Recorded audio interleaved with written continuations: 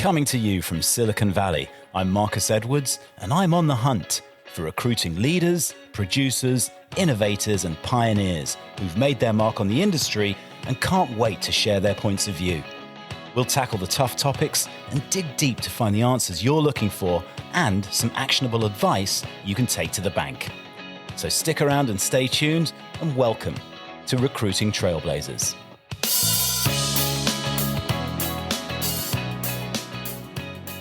So I'm very excited to welcome my guest to Recruiting Trailblazers this week. Louise Archer is the founder of Retrained Search, and she's worked on the front line of recruitment for 20 years. Having been a contingent recruiter before transitioning to Retained, Louise understands the struggles that recruiters face operating on a contingent basis. Her mission is to help recruiters to transition to Retained and secure more forecastable revenue. Welcome to the podcast, Louise Archer. Hello, Marcus. Thank you for having me. I feel very privileged to be here. Yes, well, we were just saying, I'm quite familiar with you because your face pops up on my LinkedIn feed, and so I'm used to seeing you. It's great to finally meet you face to face like this. And looking forward to our conversation today, talking about, the benefits of retained recruitment and just sort of, it's an age-old sort of concept, contingency versus retained. And we're going to dig into that today and really talk about, why it makes sense for certain types of recruiters, maybe not all, to move over to a retained model.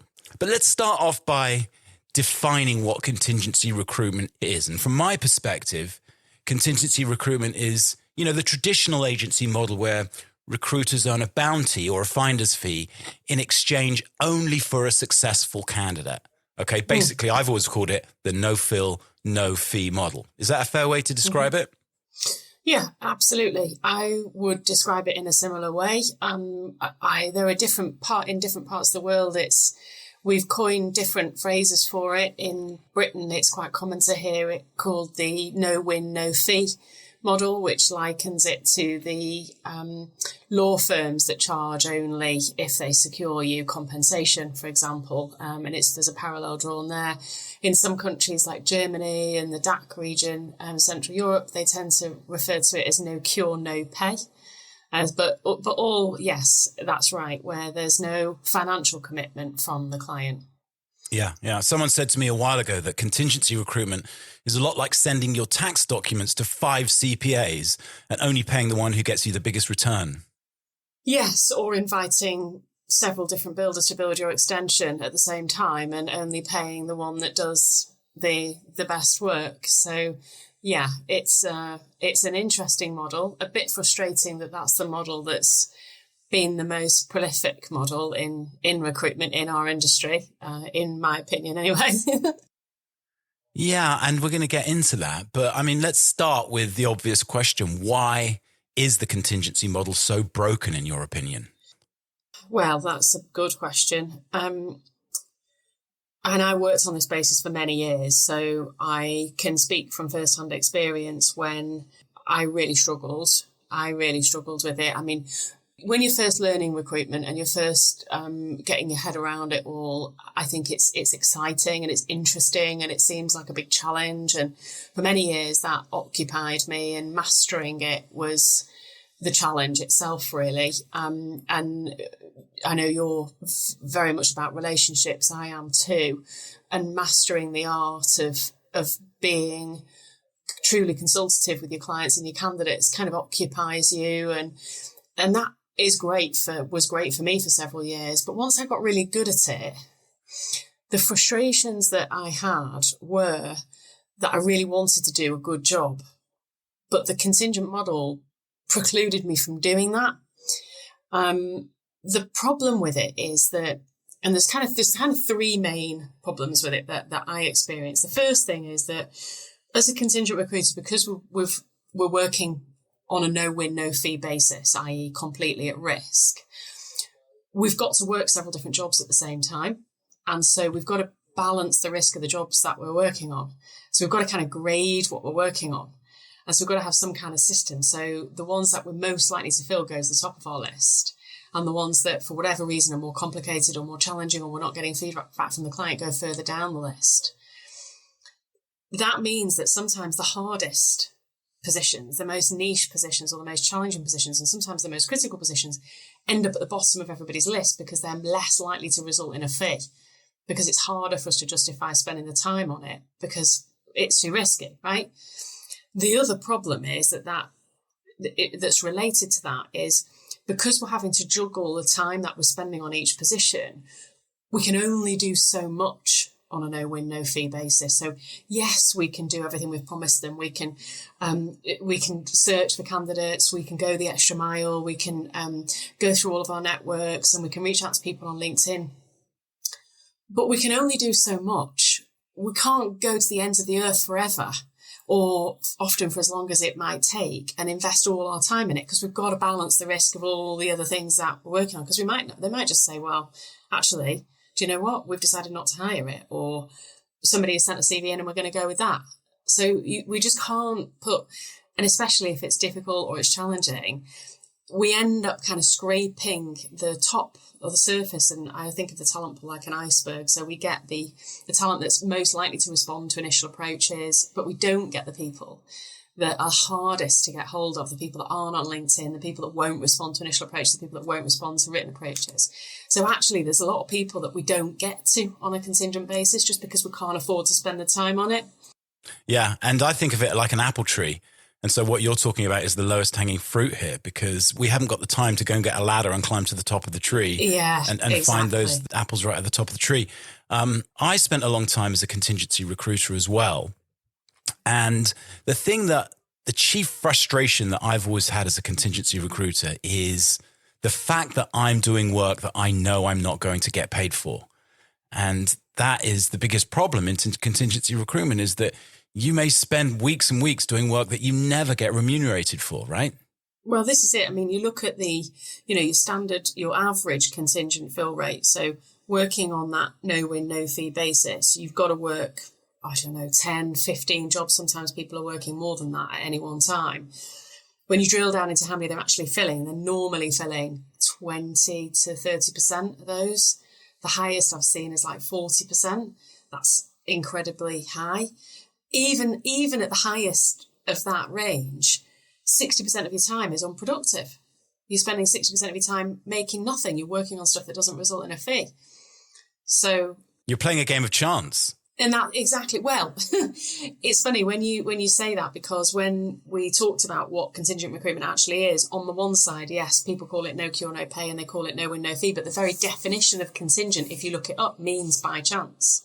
Yeah, I mean, there's so many things that I could bring up about contingency recruitment that's not good for either the recruiter or the client, because I think it forces very transactional behavior.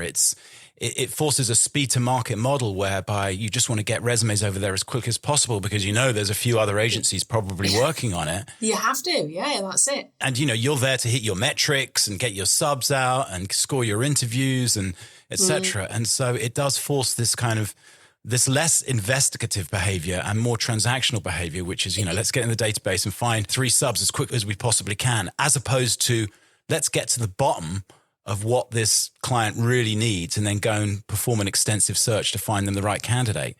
Exactly. And so I liken that, the other problem that it causes, a bit like when you go past a house for sale and there's several for sale signs outside.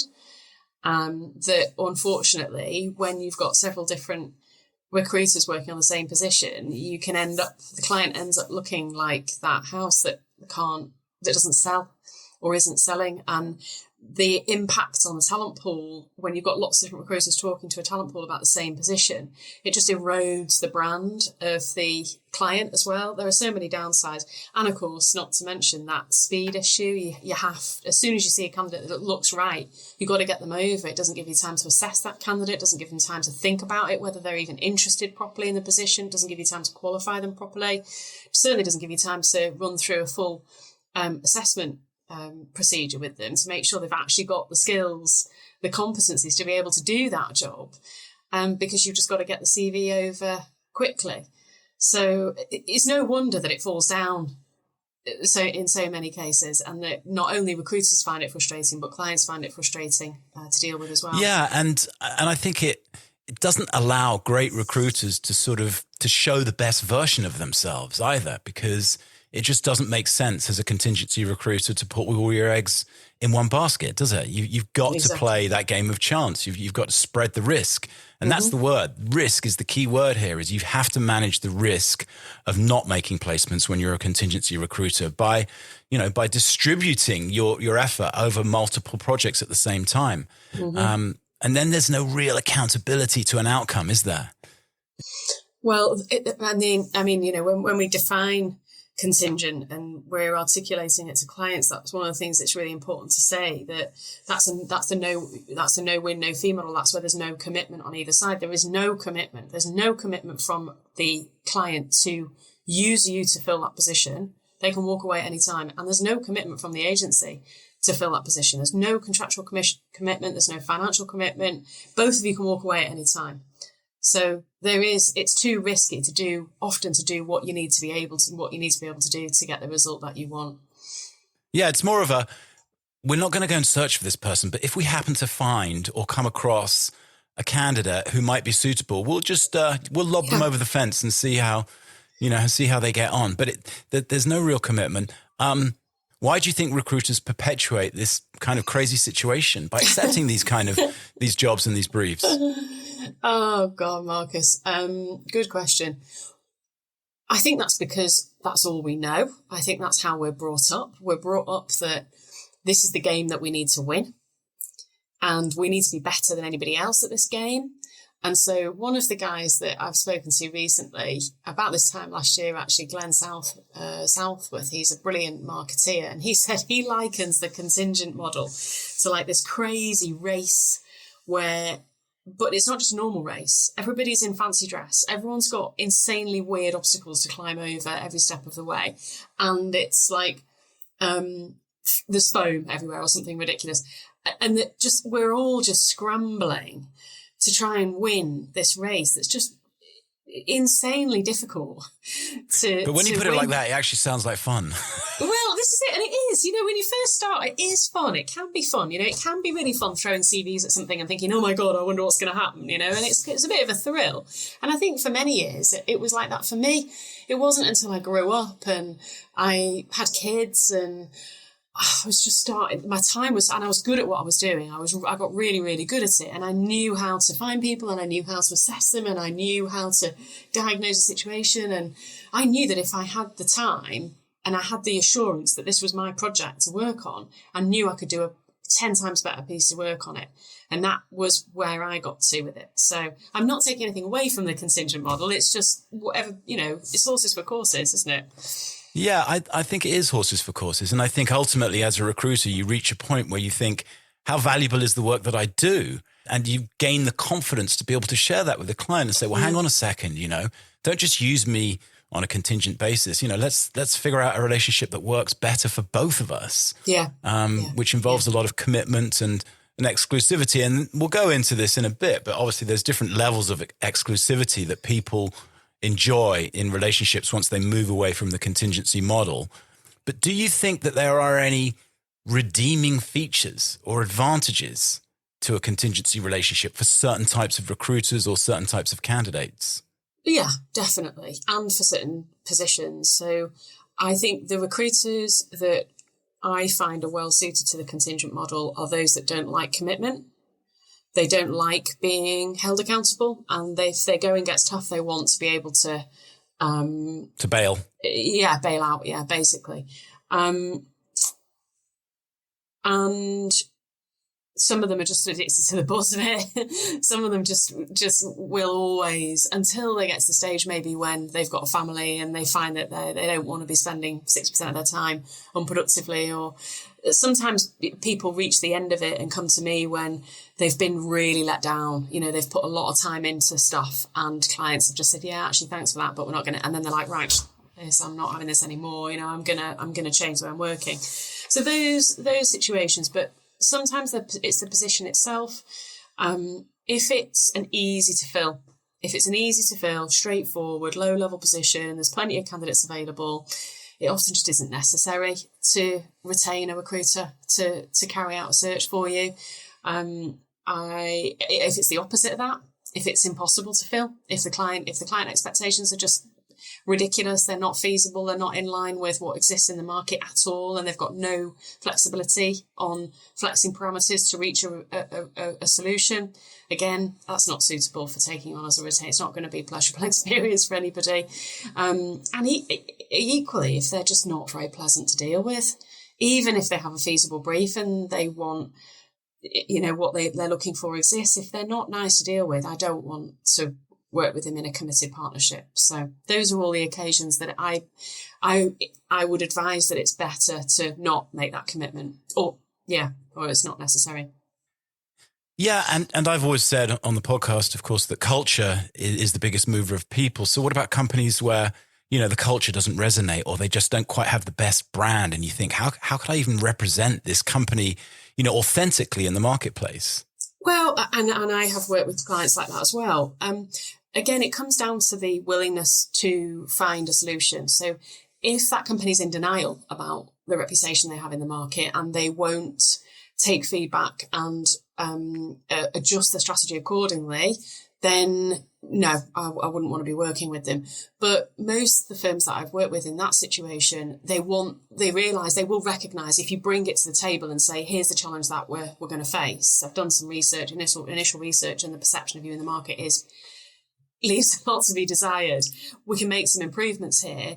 This exercise can actually help make those improvements, because the intelligence that we can gather through the search will help inform what we need to do. So whilst we're carrying out this search, let's ask people, how do you perceive my client in the market?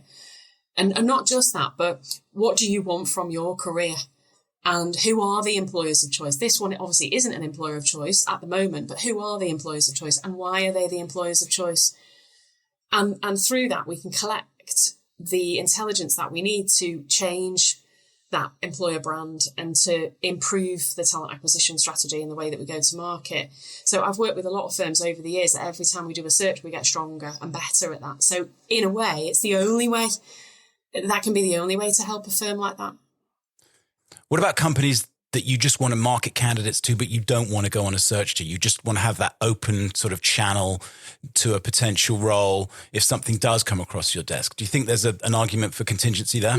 Yeah. Definitely. Yeah, definitely. I think the two go hand in hand as well, Marcus, in my experience. So when you're working on a search basis, you inevitably find candidates that aren't right for your search, as well as finding candidates that are.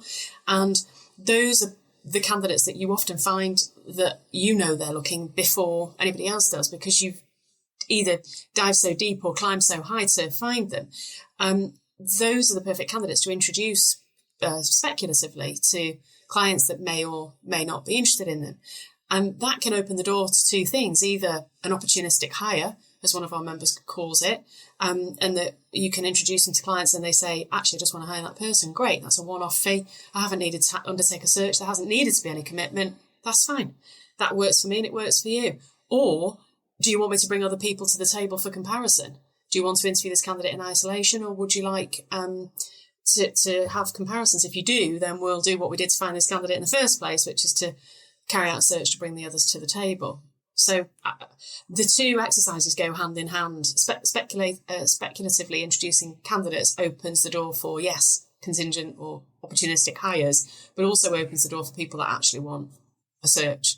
And then that generates candidates. So yeah, it works well together. I totally agree with that. I've always found that a great way to introduce yourself, to a prospect client is to already understand what they're looking for and to show them a couple of candidates from another pipeline that you've developed recently, in their industry or in their locality, whatever. Okay, so let's define retained. And I'll hand this one over to you because you're the expert. Talk to me about how you define retained. If you're potentially talking to just a contingency recruiter, how do you define retained? It's a good point, because when you ask contingency recruiters what is retained search, they often say things like, well, it's money up front, or it's headhunting, and actually there isn't a full understanding of what it actually is. And that's why so many people find it difficult to sell. Because if you say to a client, well, I'd like to do this, and what it is it's money up front, well, where's the benefit to them, really? And this is where we start. with changing our mindset about about how to position it and successfully secure work on this basis. Retained search is financial commitment from a client, which enables us to put in place a robust search process and to commit to working with them until we reach a result.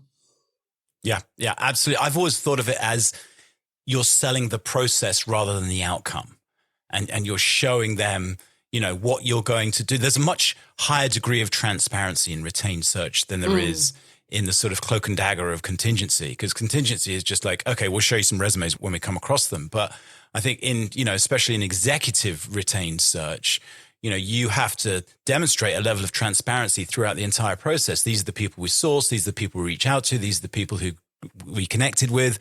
These are the results of the conversations, etc. Because you have to basically justify the fees that you are charging up front. And I agree with all of that. It is really important to be transparent throughout the search. And I think the only thing that I would maybe phrase slightly differently is that the reason that I'm a fan of being transparent when working on a retained basis is not to justify the fees that we're charging, but is to ensure that we can drive to a result. If we're not transparent, the client doesn't usually have the comfort that the search has been executed as well as they need to be sure that they are seeing all of the talent available to them. It doesn't matter how good your reports are, and it doesn't matter how many numbers you put in front of them, unless you actually show them your workings, the raw data and what you're doing, like you said, around who you've talked to. They seem to have this perception that there's going to be somebody better. And they never get to the stage, or I find that they're less likely to get to the stage where they say, yeah, you've uncovered every stone. I can see that. I can see that we need to make a decision between these 3 candidates or these 2, or sometimes if there's only one, it gives them the comfort to hire that candidate, knowing that you've scoured and you've done an exhaustive search. Do you see what I mean? Yes, I do. I mean, you're showcasing your process from sort of soup to nuts, because you want them to understand. I mean, I said justify the cost, but another way of putting that is you want to understand the amount of work and the extensive sort of outreach and research that you've done, so that they feel comfortable, but also as part of the relationship building process as well, because I think it builds trust through the process to show that level of transparency, which they're definitely not used to on the contingency side. No. And you really are popping the hood on your own sort of like process and saying, this is how we actually do it. And I think then people really get a good idea of the hard work that goes in, and it's not just sort of like, send out 100 emails and hope for the best, and then so we'll send over the response to you. And we'll talk about this, but let's cover some of the main points that clients enjoy as a result. What are the benefits of retained? In fact, not just to clients, but to recruiters as well. What are the keys to this? So for clients, the main benefit is that they, at the end of the process, at the end of the search, they will be absolutely confident that they are making their hire from all of the candidates that meet the criteria that was set out, that there are no others at this time. And that is hugely comforting for clients. They will make a decision to hire a candidate in a retained process that's been done like that, where they wouldn't have hired that candidate if they'd seen them as a CV in a contingent process. The comfort that it gives them the confidence to go ahead and make a hire. So that is, especially in this market now, is one of the biggest benefits for clients. And there's loads of others. The amount of intelligence that you can bring, I talked a little bit about it before, but the amount of intelligence you can bring just through a single search assignment outweighs sometimes the tens or hundreds of thousands they're spending on management consulting fees to gather intelligence. Not only is the intelligence diverse and rich, but it's live. It's not second or third hand from other companies feeding in or processed information that's gone through a third party. It's live directly from the talent pool that they need it from. So you can gather salary information, benefits information, bonuses, structure of their competitors, what people want from their careers, who are the employers of choice, why are they employers. All this stuff feeds into the talent acquisition strategy, and they can adjust their strategy and adjust their employer brand to suit attracting exactly the type of people that they want to. I often pipeline candidates through a search as well. So as well as identifying all of those that are ready now, all of those that aren't ready now, but have said they may be ready in 6, 12, 18 months' time, we'll go on a separate tab and we'll form a future talent pipeline for the client so they can tap into that and they don't need to hire so reactively. So when you're working in partnership on a search basis, you start to move your client from this reactive kind of hairs on fire hiring, shit, we've got a gap, we need to make a hire, through to we've got several hires coming up this year, but we've already got a talent pool of 10 to 15 candidates that we know are potentially interested in a move at some point over the next 12, 18 months, which means we're not having to start at the beginning every time we go to market. Often we've got shortlists ready at the point of hire. The kind of cleanliness that you get and the clarity of a search process where there aren't other agencies involved, there's one point of contact on either side. The briefing can be so clear, the message to the market can be so clear, we can tailor that.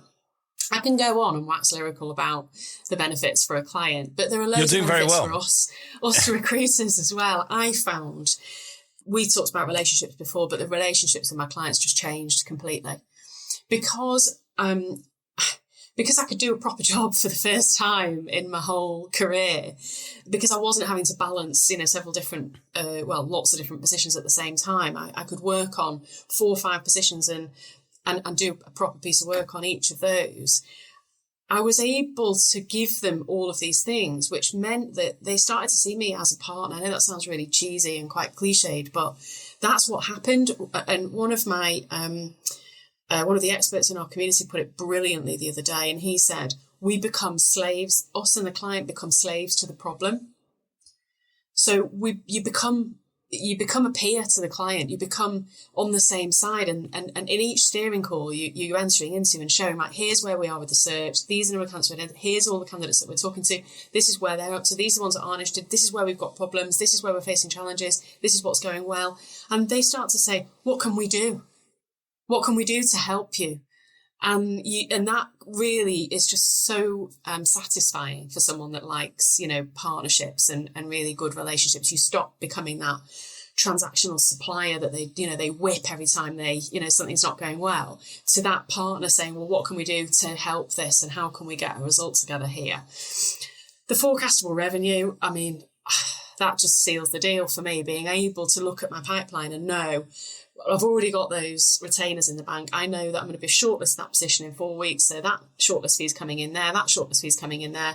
And I know that they'll make the hire within X number of weeks because this is the timescale for interviews. So I can literally look a quarter out, if not more, and forecast with accuracy for the first time what I'm going to earn, which is a joy. Yeah, that's brilliant. I mean, getting back to the relationship side of things, I've always thought that retained recruitment or a retained relationship is the client betting on you to win, whereas a contingency relationship is almost the client betting on you not to win or to lose. I mean, they're two very different types of relationships. Yeah, and I've never thought about it like that, but that's very interesting, yeah. Because once you enter into this retained relationship and, you're sharing all this information, you're on the same side of the desk because they've made an investment in you. And in fact, they've stuck their neck out for you. They've gone to their boss and they've said, we're going to hire Louise to do this on a retained basis. I believe in her. She gave an incredible presentation. She totally understands the position and her team are going to deliver for us. Mm-hmm. You've actually asked that person to stick their neck out for you, which is the hardest part of actually getting a retained agreement across the line, is the neck sticking out that needs to be done. Mm-hmm. There's no sticking anybody's neck out when it comes to contingency recruitment. Let's just put it out to a bunch of agencies and see what comes back. But the irony of all of this is that once you do cross the bridge and you sell a retainer or you enter into this retained relationship with a client, it's such a much better and fruitful and meaningful relationship. And they don't treat you like, you're a bottom of the barrel recruiter. They don't start shouting at you and saying, we need better resumes. We need this, we need that. It really becomes a consultative relationship where you're both on the same page, both looking to drive the same outcome. and willing to help each other and do as much as you possibly can to get the result. You become partners. And you said you thought that was cheesy. I don't think that's cheesy at all. I think that is the absolute bottom line with retained recruitment, is that you become a partner and they are betting on you to win. Yeah, I like that. And similarly, it's easy as a contingent recruiter to think that when you get a job on, that you've made, that's a sale. And it's good to remind ourselves when we're working on a contingent basis that they haven't bought anything. They haven't bought anything. What they've actually done is allowed you to send CVs for free. That's what you've won. You've won the opportunity to work on something that is 60, 70% chance of not making you any money. And it's important that we don't forget that. And this is why I say, whether you're proactively introducing candidates to your clients or whether you're working in partnership on a retained basis, you're in a good place. Anything other than proactively working on a no-win, no-fee basis, that is the most chance that you've got of wasting your time. Yeah. Are there any potential downsides that you can bring to the table, or is it all happy days once you get to? It's not all a bed of roses. No, it's not all a bed of roses. And the more you do of it, the more that you learn the nuances of it. And that, a lot of people come to us say, teach me how to win a retainer. No problem. It's actually quite easy when you know how. And as lots of our members find out. Winning's one thing, right? But executing's the other. This is it. It's not just that. It's all the other pieces that go with it. So what happens if you don't find the candidate? What happens if you get to the end of the search and there are no candidates to hire? What do the terms need to look like to make sure that we're protected, but also in agreement and being reasonable about this agreement? What should I be doing? What does everybody else do on a retained basis? It can start to generate more questions than it answers. So that's one of the biggest challenges of working on a retained basis, is knowing how and what it needs to look like for it to work really effectively. Yeah, I think setting expectations is the key here. Because if you don't set expectations and agree upon expectations, milestones, etc., then you're always fighting an uphill battle, aren't you? Agreed. Because they're always asking you questions that they don't necessarily know what's going on. Update me. Why haven't we got this yet?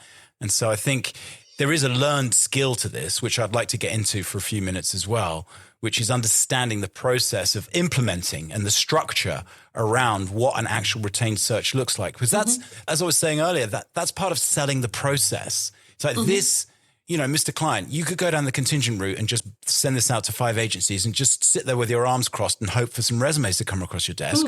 Or you could go through this documented process with expectations and milestones set, and we will guarantee you a result, which sounds better to you. And I think that gives clients a lot of confidence, doesn't it? To understand that there is a process and there is this level of transparency. And so they're signing up for something that could be completely transformative from a recruitment standpoint. Yeah, agreed. But you're right about setting expectations. And what we got to be very careful of doing is not to promise them that we're going to find their ideal candidate and that ideal candidate is going to want to come and work for them, because we're not magicians.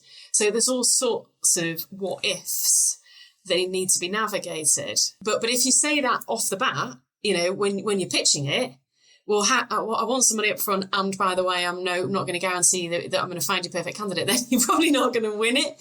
So the art to it and is navigating that at the right time in the right way, so that entering into the partnership it feels comfortable for them, and being also very clear about what we're going to do and how we're going to do it, and keeping them comfortable all the way through, and then making sure the project goes well, and that despite the bumps in the road that you will inevitably face and the challenges that you will inevitably face, especially in a market like this, in any market it's challenging, whether there's too many or not enough, that we're going to be navigating them together with a clear understanding of what that looks like.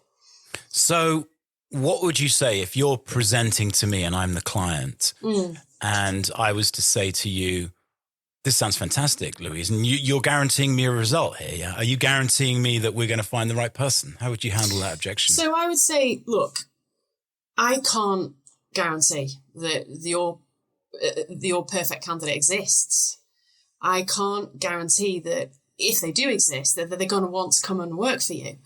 You know, we're dealing with people here. I'm not a magician. I can't make people do what they don't want to do. But what I can guarantee is that I will take a thorough and a brief and understand it fully, and that using our market knowledge, we'll align it as best as we can with what exists in the market together and make sure it's as feasible as it possibly can be. I can guarantee that we'll take that brief, we'll go away and we'll cast a net over that talent pool and we'll systematically identify all of the candidates that look to meet that brief. And I can guarantee we'll take the most compelling message possible to each and every single one of those through lots of different methods, and that will bring as many of those candidates to the table as is possible to bring to the table. And I can guarantee that at the end of the process, you will be making your choice from all of the candidates that are available to you in the market at this time. Excellent. So the guarantee that you can give is we can't guarantee we're going to fill it, but we can guarantee that we will bring the closest matches in the current market to the table. Yeah. Yeah. Through this entire process. I even go one step further, Marcus, and say, and if you don't feel comfortable making a hire from what is available to you in the market, I mean, you will have the comfort that is the best that is available to you. But if you still don't want to make that hire on that basis,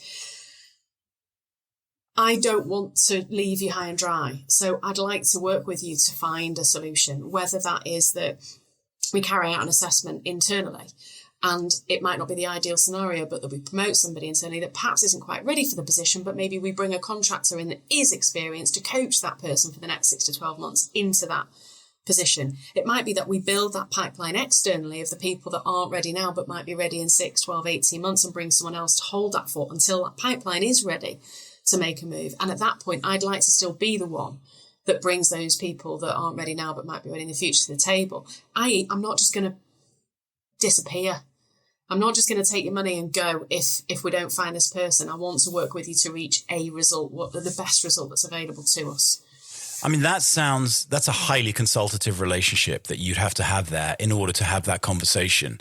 Do you think there are many recruiters on a contingency basis who are up for that? Because, I mean, that's taking the job in a completely different direction to say, I'm going to become, more of a consultative partner to you than just a recruiter. And do clients even believe that recruiters have got the skill set to be able to deliver on that promise?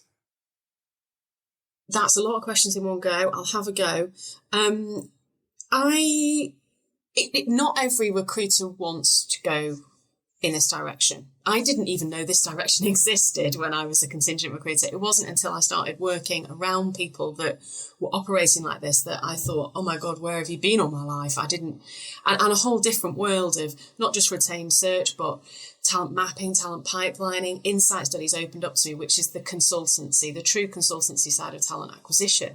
So yes, there are lots of recruiters that do this and they do it incredibly well.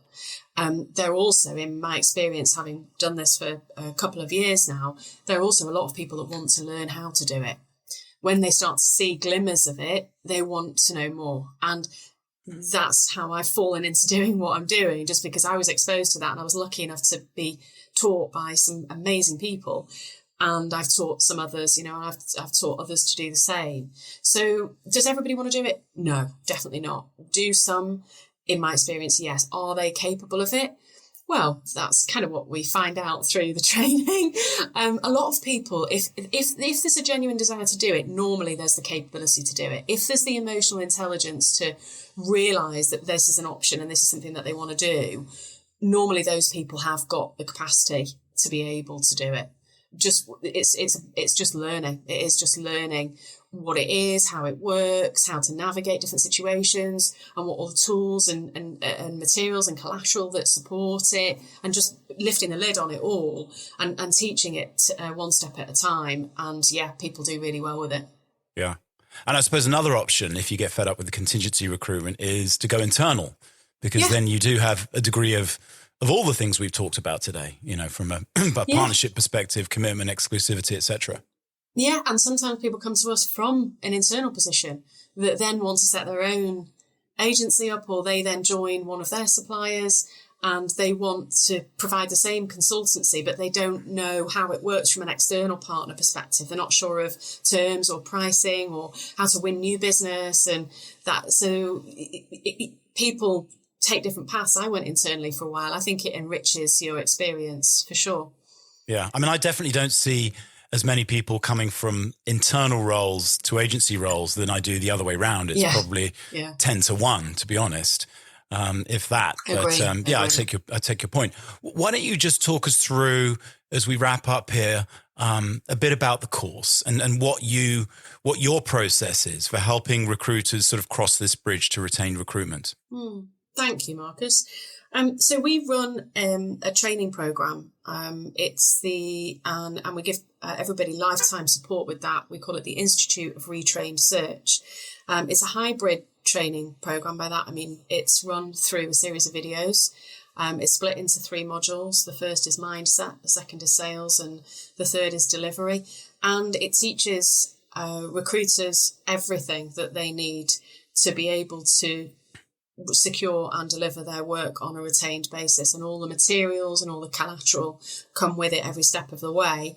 And we overlay it with live weekly coaching. And you can do the course over 8 weeks if you like, or you can just take it at your own pace. And every week we have live Q&A sessions and coaching sessions that help you on your journey, and you have access to those for life. So we hold your hand, because once you start doing it, there's a whole world that kind of opens up and lots of different experiences and different situations. So we help everybody with every nuanced situation that they come across. Every step of the way, we have people all over the world, in Japan, in Tokyo, Hong Kong, Singapore, Australia, New Zealand, as well as North America, South America, in all different industries, from legal to mining to energy to venture capitalism, financial services, you name it, food, manufacturing, all walks of life, yachting and super yachting. It's very interesting, the diversity of our members. So anybody that's interested in learning how to win their work on a retained basis and how to deliver it properly, then I'd really love to have a chat with them and find out a bit more about where they are. Brilliant. And I mean, just hearing you say all of this, is fear the main reason that holds contingency recruiters back? It varies. The people that have had no experience, it's often the worry of what they don't know that holds people back. And that was it for me. I didn't know what it was. And so I just shied away from even suggesting, even though people would say, just ask for some money up front. I was thinking, no way am I doing that, because I don't know what that involves. So yes, fear in that situation. There are quite a lot of people that come to me having done a bit of it and they've won the odd retainer, but then it's fallen over because the terms haven't protected them, or they've got into some troubles and it's felt a bit sticky, and so they've not enjoyed that, and then it hasn't taken off any further. So there's been a lack of knowledge and a lack of experience, a lack of skill that's kind of stopped things from happening. I mean, some of our biggest clients are fully retained already. They're already pure play search firms, and they're just polishing and improving processes and fine-tuning their skills. So it's a variety of reasons that hold people back, but I'd say confidence is normally the outcome. The lack of knowledge normally affects confidence, which is one of the biggest reasons. Yeah, fantastic. So it's easy to find you on LinkedIn, Louise Archer at Retrained Search. And I really appreciate you coming along to the podcast today. So thanks a lot, and we'll keep in touch and speak again soon. Thank you for having me, Marcus. Thank you very much. Okay, cheers.